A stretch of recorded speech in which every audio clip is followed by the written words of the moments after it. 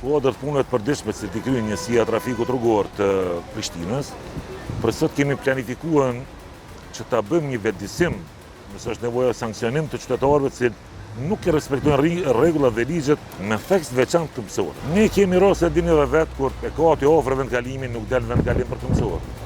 Apo hyn për ta kaluar rrugën, i ka ndëgjueset apo kufjet siç po quhet tash, e ka telefonin dorë, del jashtë vendkalimit.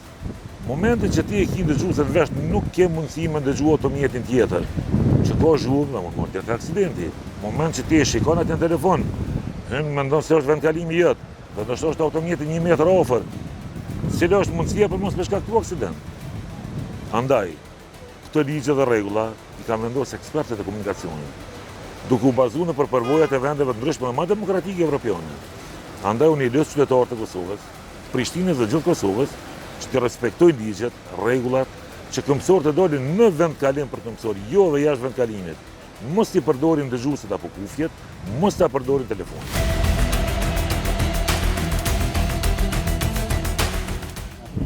Arsyeja ndaljes është për shkak se është ndaluar kalimi i rrugës me telefon të rrugës.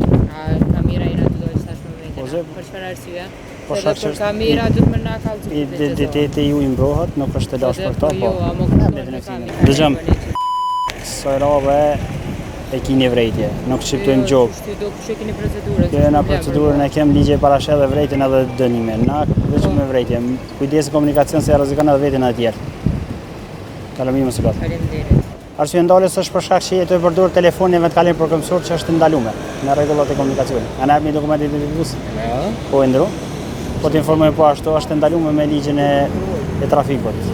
Momentin që e kalon vendkalimin për këmbësor, nëse është e rregulluar me semafor ose jo, s'prish punë do të më ndalu telefonin. Nuk ka nevojë shumë rrugë, po ndro. Sot e les. Ligji për rregullat e trafikut 08L 186. Gjëm, kësoj rove, na nuk të shqiptojmë gjobë, e kini vrejtje. Nuk ka të baj kjo, qëllimi i ligjet nuk është dënimi i qytetarëve, as inkasimi i gjoba. Absolut për të kuptoj. Veç me pas kujdes, me ru veten edhe tjerë. Në momentin që ti hotohesh në vendkalim për këmbësor, ti e rrezik potenciale për veten edhe për tjetër. Me pas kujdes në rrugë. Është ndaluar edhe me telefon, edhe me kufje, po është e rregulluar. Jo nuk e kam ditë. Çfarë nderum, kalojmë me pas kujdes.